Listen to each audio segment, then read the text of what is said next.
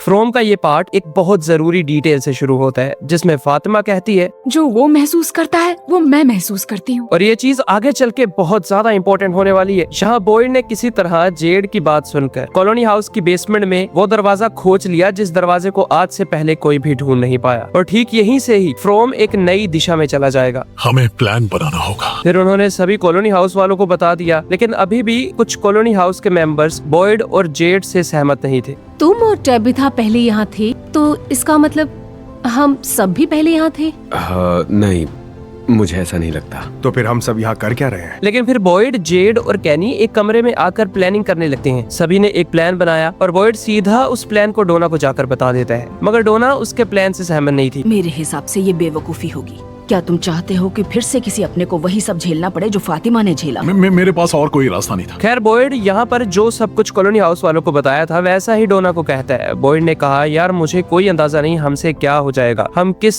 दिशा के अंदर चले जाएंगे, या हो सकता है कि हम घर भी जा सकते हैं, मगर हाथ पर हाथ धरे रखकर इस जगह से बाहर निकलने की उम्मीद लगाना बिल्कुल बेवकूफी होगी। लेकिन डोना अभी भी बॉयड को ऐसा करने से रोकती है, क्योंकि डोना ने कहा एक मर्तबा प्लान फेल हो गया तो लोग अपनी जानें दे देंगे, हो सकता है तुम्हारे आसपास कोई भी ना हो और तुम अकेले ही रह जाओ, और मैं लोगों का ये दर्द बर्दाश्त नहीं कर पाऊंगी। खैर बॉयड डोना को वहाँ पर कुछ भी नहीं बोलता और चुपचाप नीचे आ जाता है। उसके हाथ में कंकाल वाली नोकीली लकड़ी होती है, जिसे देखकर सोफी बहुत ज्यादा परेशान हो गई। और मैं आपको बता दूं कि सोफी यहाँ सबके सामने बहुत मासूम बनती फिरती है, और वो इतनी शातिर है कि किसी भी टाउन वालों को जरा सा भी अंदाजा नहीं हुआ कि सोफी ही वो पीले कपड़ों वाला मॉन्स्टर है। सोफी को पता था कि बॉयड अब कुछ ना कुछ करने वाला है, इसलिए सोफी तुरंत ही वहाँ से चली गई। इधर पीछे छोटे वाले कमरे के अंदर माइकल की लाश अभी भी, जिसके ऊपर मुंह सिला हुआ था, बटन लगे हुए थे, उसे अभी भी नहीं दफनाया गया, क्योंकि बॉयड के कहने के अनुसार कब्रिस्तान में अब जगह बाकी नहीं है। और एक मर्तबा वो प्लान को एग्जीक्यूट कर ले, फिर वो देखेंगे कि माइकल की लाश के साथ उन्हें क्या करना है। यहाँ हम देखते हैं बॉयड को जो अपने बेटे एलिस को यह सब कुछ समझा रहा था। उनके कुछ पैटर्न हैं, कुछ तो हर रात वही करते हैं। बॉयड ने कहा, हमें सिर्फ और सिर्फ उन्हें पैटर्न्स का ध्यान रखना है, क्योंकि यहाँ पर ब्रैड बस के अंदर काफी ज्यादा रातें गुजार चुके हैं। ब्रैड को नींद नहीं आती थी और मॉन्स्टर्स उसे हर रोज डराया करते थे, और ब्रैड को बहुत ज्यादा पता है कि मॉन्स्टर्स कहाँ पर, किस जगह पर और कितने बजे आते हैं। वो हर रोज रात को कुछ एक ही तरह की चीजें करते हैं। तो ब्रैड के मुताबिक पुलिस स्टेशन के सामने जहाँ पर हम खड़े हैं, यहाँ पर सफेद कपड़ों वाला एक मॉन्स्टर आएगा। बस फिर हमें कुछ नहीं करना, उसके पास आएंगे, इस नोकीली लकड़ी को उसके अंदर घुसा देंगे और जल्दी से काम निपटाएं, फिर पलटकर सीधे स्टेशन में वापस घुस जाएं। बॉयड कहता है, अगर कोई ना कोई मुश्किल हुई तो मैंने यहाँ के हर एक घर वाले से बात कर रखी है, बस एक आखिरी सैरा का घर बचा है, तो अगर कोई मुश्किल होती है तो हम भागकर किसी भी घर के अंदर चले जाएंगे। मगर एलिस कहता है, लेकिन अगर कुछ गड़बड़ हुई तो? तब की तब देखेंगे। बॉयड की ये बात सुनकर एलिस कुछ ज्यादा सहमत नहीं था, मगर बॉयड ने फिर ये कहा, वो इस बात के आदी हैं कि हम घरों में छिप जाते हैं। उन्हें बिल्कुल उम्मीद नहीं होगी कि हम में से कोई सीधे उनकी तरफ जाएगा। बॉयड ने कहा, हमारा प्लान मुझे मस्त लग रहा है, लेकिन ये जो लकड़ी है इसके काम करने के चांसेस 50-50 हैं।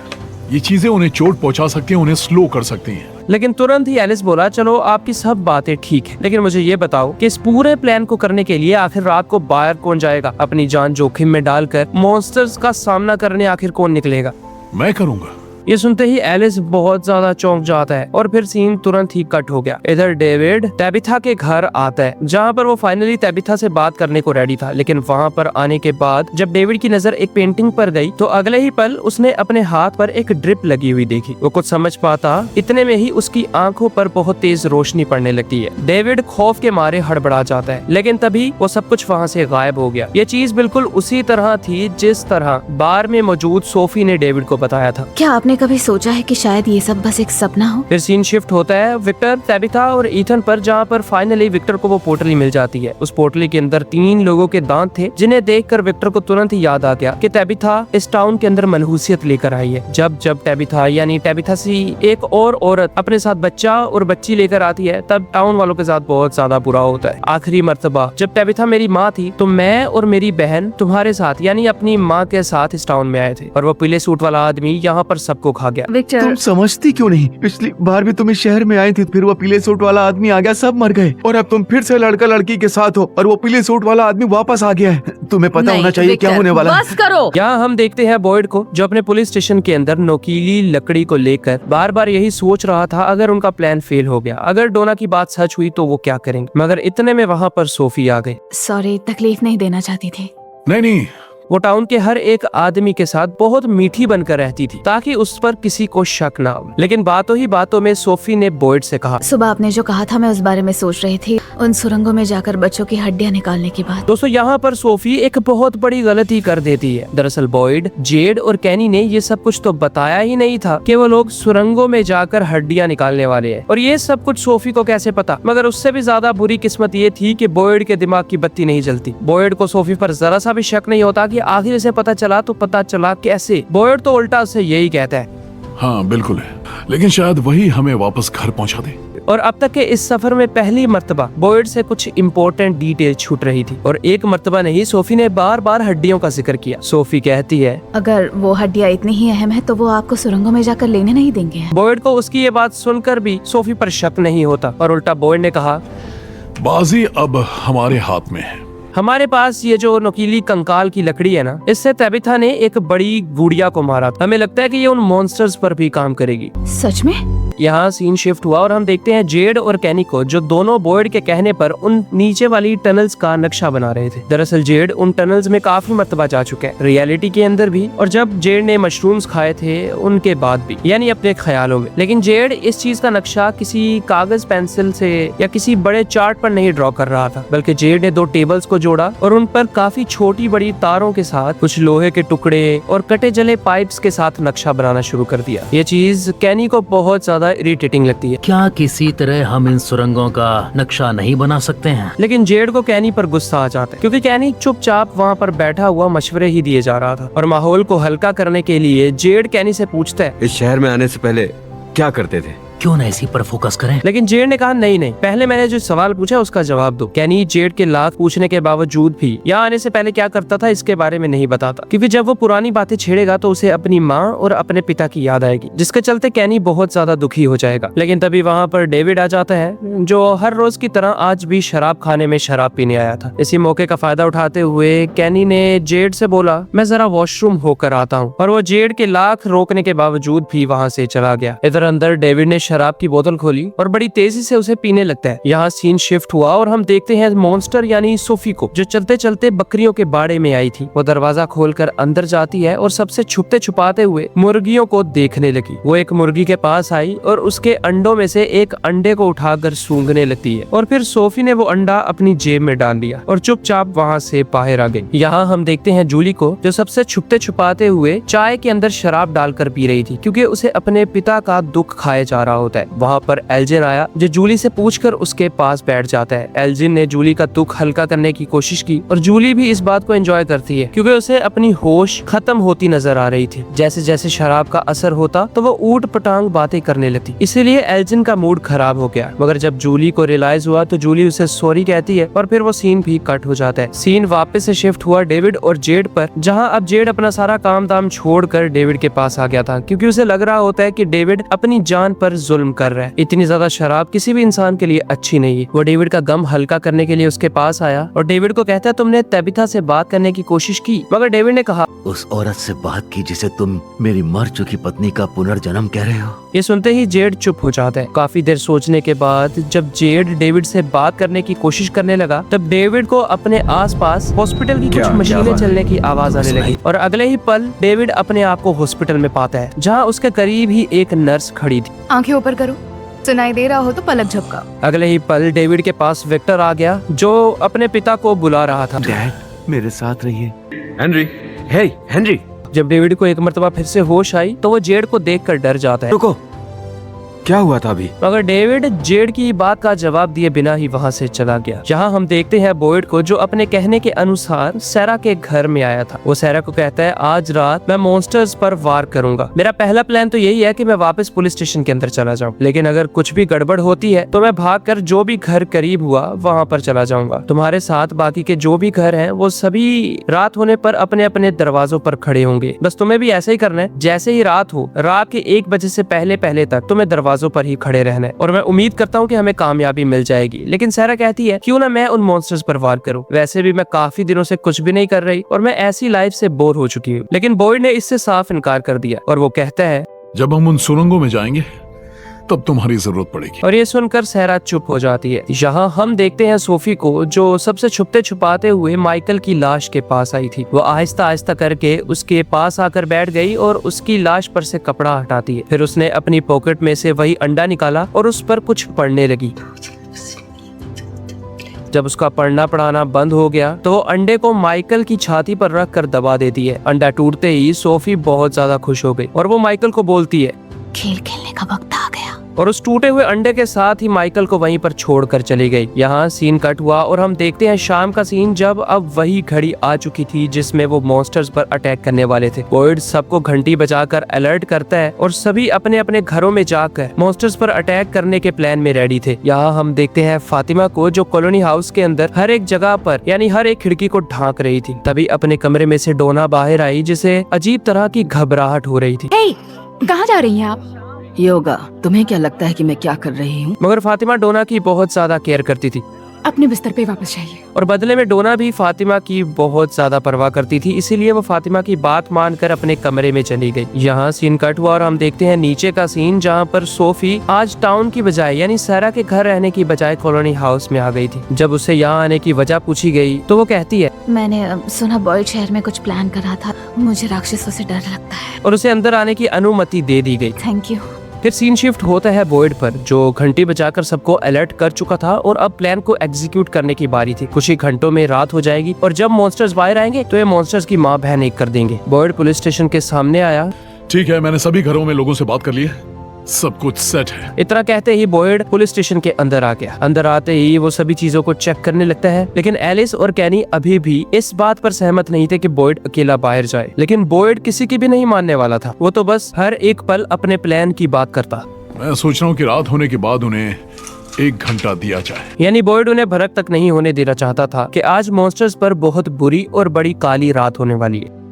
उन्हें ये लगना चाहिए कि ये बस एक नॉर्मल रात है। लेकिन तभी एलिस कहता है, डैड आपको ये सब कुछ नहीं करना चाहिए। पर जैसा कि हमें पता था कि बॉयड अपने इरादों का पक्का है, इसलिए वो एलिस की बात पर जरा सा भी गौर नहीं करता। लेकिन तभी एलिस ने कहा, आपकी जगह कैनी जाएगा। वैसे मुझे तो एलिस पर बहुत ज्यादा गुस्सा आ रहा था, क्योंकि अगर तूने अपने पिता को बचाना है तो उसकी जगह खुद जा। तो अपने पिता को बचाने के लिए किसी और की जान खतरे में डाल रहा है। इससे बड़ा घोंचू मैंने आज तक नहीं देखा। खैर, एलिस के लाख मना करने के बावजूद भी जब बॉयड नहीं माना, तब आखिरकार कैनी कहता है, देखो बॉयड, अगर फिर से तुम्हारी ये टांग जवाब दे गई तो? मगर बॉयड कैनी की बात सुनकर और भी ज्यादा गुस्से में आ गए। और गुस्से में आने के बाद एक मर्तबा फिर से उसका हाथ कांपने लगता है। ओ, तो कैनी को खोने का खतरा ले सकते हैं। लेकिन अब जैसा कि एलिस और कैनी ने बॉयड की ये हालत देख ली थी, इसीलिए अब वो किसी भी कीमत पर बॉयड को बाहर तो नहीं जाने देंगे। यहाँ हम देखते हैं मॉन्स्टर्स को, जो अब अपने हर रोज रात की रूटीन पर टाउन के अंदर फैल जाते हैं और इस काली अंधेरी रात में अपनी दहशत को बिखेरने लगे। जब उन्हें टाउन के अंदर आए हुए 2 घंटे बीत जाते हैं, तब हमने देखा पुलिस स्टेशन का सीन, जहाँ पर अब कैनी रेडी हो रहा था। यानी बॉयड की जगह पर अब कैनी जाने वाला है और एलिस अपने हाथों में चूड़ियां पहने हुए ये खतरनाक मौत का खेल देखने वाला है। दोस्तों, मेरे बस में होता ना तो मैं एलिस को किसी भी तरह करके पुलिस स्टेशन से बाहर लात मारकर मॉन्स्टर्स के हवाले कर देता। लेकिन खैर, मेरे बस में है ही क्या। तभी हम देखते हैं कैनी को, जो बॉयड से इंस्ट्रक्शन ले रहा था, क्योंकि ये प्लान सारा का सारा था तो बॉयड का ही, इसीलिए बॉयड अच्छी तरह से जानता है कि कब और किस हालत में कैनी को क्या करना है। जिसके चलते बॉयड कैनी को बोलता है, याद रखना,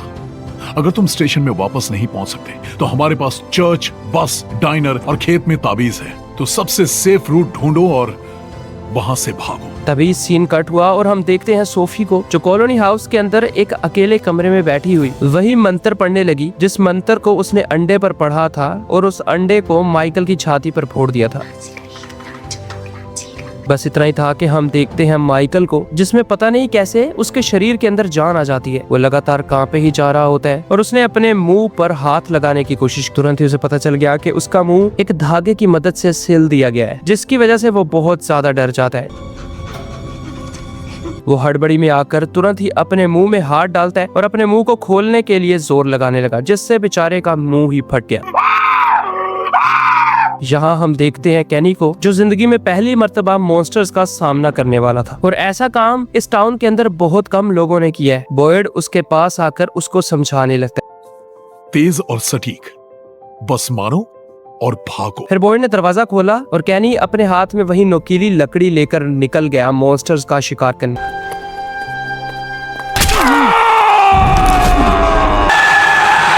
कैनी उनको देखकर बहुत ज्यादा डर जाता है और साथ ही साथ उसे हैरानी भी हो रही थी कि आखिरकार उसने किसी एक मॉन्स्टर को नुकसान तो पहुंचाया, इसीलिए वो वहीं पर फ्रीज होकर सड़क के बीचों बीच ही खड़ा रहा। लेकिन तब वहाँ पर कहानी में एक बहुत बड़ा ट्विस्ट आता है। मजाक कर रहा था। कैनी ये देखकर हक्का बक्का रह जाता है और अपने बचाव के लिए वहाँ से भागने की कोशिश की, लेकिन उसकी नजर पड़ती है एक मॉन्स्टर पर जो ठीक पुलिस स्टेशन के दरवाजे के बाहर ही खड़ी होती है। वो सिर्फ और सिर्फ कैनी का ही इंतजार कर रही थी, लेकिन कैनी वहाँ पर कोई भी बेवकूफी नहीं करता। कैनी ने अपने चारों तरफ नजर दौड़ाई, लेकिन हर एक मॉन्स्टर हर एक घर के सामने खड़ा था और वो चारों तरफ से कैनी को घेरने लगते हैं। कैनी को कुछ समझ नहीं आ रही थी आखिर वो जाए तो जाए कहाँ, लेकिन तभी उसकी नजर पड़ती है बस पर, जिस बस के अंदर पहले ब्रैड रातों को सोया करता था। इसीलिए कैनी ने तुरंत ही बस की ओर भागना शुरू कर दिया। बस के दरवाजे पर जाकर जैसे ही वो अंदर जाने लगा, मिस्टर स्माइली तुरंत ही बस के अंदर आकर कैनी पर अटैक करने को आगे बढ़ता है, लेकिन कैनी की नजर बस के ऊपर वाले सनरूफ पर पड़ती है। उसके पीछे पीछे ही मिस्टर स्माइली भी ऊपर आ गया। लेकिन यहाँ कहानी में एक बहुत बड़ा ट्विस्ट और आता है, जिस चीज का फायदा आगे चल के टाउन के लोगों को होने वाला है। वो ये कि जो कुछ भी मिस्टर स्माइली देखता वो सब कुछ कॉलोनी हाउस के अंदर फातिमा भी देख रही थी और ये चीज बहुत काम की थी। यहाँ कैनी ने बस से छलांग लगाने की कोशिश की, लेकिन चारों तरफ से मॉन्स्टर्स बस को घेर रहे थे। जल्द ही उन्होंने बस को चारों तरफ से घेर लिया और कैनी का हर एक रास्ता बंद कर दिया। यहाँ पर हम देखते हैं कैनी को, जो अब अपनी मौत को स्वीकार कर चुका था, लेकिन उसे इतनी आसानी से नहीं मरना था। इसीलिए वो पूरे जोश और गुस्से के साथ पीछे मुड़ता है, मानो जैसे अब वो मॉन्स्टर पर ही अटैक कर देगा। लेकिन मॉन्स्टर बहुत ज्यादा कमीना होता है। वो कैनी से कहने लगा, तुम्हारे बाप को मैं नहीं मारा था, उसने बहुत अजीब आवाजें निकाली थी। ये सुनकर कैनी और भी ज्यादा भड़क गया, लेकिन तभी मिस्टर स्माइली अपने असली रूप में आ जाता है। लेकिन तभी पता नहीं कैसे वो एक मर्तबा फिर से नॉर्मल हो गया। मगर कैनी अब बहुत ज्यादा भड़का हुआ था, इसीलिए वो तुरंत ही भागता हुआ मिस्टर स्माइली को धक्का देकर बस के अंदर चला जाता है और कैनी बेचारा मरने से बाल बाल बचा। फिर हमें सारी सच्चाई बताई जाती है। असलियत में जब मिस्टर स्माइली अपने रियल यानी खौफनाक रूप में आने की कोशिश करता है, तो जैसे कि वो फातिमा के पेट से निकला था और इसी वजह से वो और फातिमा एक दूसरे से कहीं ना कहीं जुड़े हुए हैं, जिसके चलते जब वो असली रूप में आया तो वो मॉन्स्टर की नजरों में से कैनी को भी देख रही थी। ये सब कुछ फातिमा को डरा देता है और डर के मारे फातिमा ने चीख मार दी। इसलिए मिस्टर स्माइली अपने भयानक रूप से सिंपल और नॉर्मल रूप में आ गया, जिसके चलते फातिमा ने डायरेक्टली तो नहीं लेकिन किसी तरह कैनी की जान बचा ली। यहाँ हम देखते हैं कॉलोनी हाउस का सीन, जहाँ पर अब अचानक से माइकल की डेड बॉडी में जान आने की वजह से वो कॉलोनी हाउस के अंदर घुस आता है और देखते ही देखते उसने एक आदमी पर अटैक किया और उसे जान से मार डाला। वक्त रहते एल्जिन ने बाहर का दरवाजा बंद किया ताकि मॉन्स्टर्स अंदर ना आ पाए, लेकिन तभी माइकल उसी औरत पर अटैक करने के लिए आगे बढ़ता है, जो औरत माइकल के साथ सेटलमेंट में सभी टाउन वालों के लिए खाना लेने गई थी। माइकल दिखने में बहुत भयानक था, लेकिन उसके अंदर अब एक अजीब सी आत्मा वो उस औरत पर अटैक करने ही वाला था कि इतने में पीछे से एल्जिन ने कंकाल की नोकीली लकड़ी से उस पर वार किया, जिससे माइकल की मौत हो जाती है। ऊपर खड़ी हुई सोफी ये सब कुछ लाइव देख रही थी और एक भयानक मुस्कान के साथ वो उन सब के मजे ले रही होती है। और इसी तगड़े सस्पेंस के साथ ये पार्ट यहीं खत्म हुआ। दोस्तों, आज के पार्ट में मैं एक अनाउंसमेंट करना चाहता हूँ। दरअसल फ्रॉम के जितने भी एपिसोड्स आ चुके हैं, मैं चाहता हूँ कि उन्हें एक मर्तबा फिर से एक्सप्लेन करूँ। सभी बिल्कुल इन्हीं 2 एपिसोड्स की तरह ही एक्सप्लेन किए जाएंगे, जिनमें हर एक एपिसोड का आइकॉनिक एक्शन आपको एक्सप्लेनेशन के साथ ही दिखाया जाएगा और एक्सप्लेनेशन में और भी ज्यादा डिटेलिंग डाल दी जाएगी। आपको इसी तरह लगेगा कि आप सारा सीजन बिना पैसे दिए लाइव देख रहे हो। वो एक्सप्लेनेशंस बहुत ही ज्यादा तगड़ी होगी। तो अगर आप इस चीज में इंटरेस्टेड हो तो कमेंट्स के अंदर फुल सीजन लिख दो। जितने ज्यादा कमेंट्स होंगे मैं फ्रॉम के पहले एपिसोड से लेकर अब तक के एपिसोड्स को इसी तरह करके एक्सप्लेन करूंगा, जिन्हें देखकर आपको बहुत ही ज्यादा मजा आएगा। हम इसे जितना ज्यादा एंटरटेनिंग हो सके, एडवेंचरस हो सके और फनी हो सके बनाने की कोशिश करेंगे। तो अगर आप इंटरेस्टेड हो तो कमेंट सेक्शन के अंदर फुल सीजन लिख देना। Thanks for your important time दोस्तों।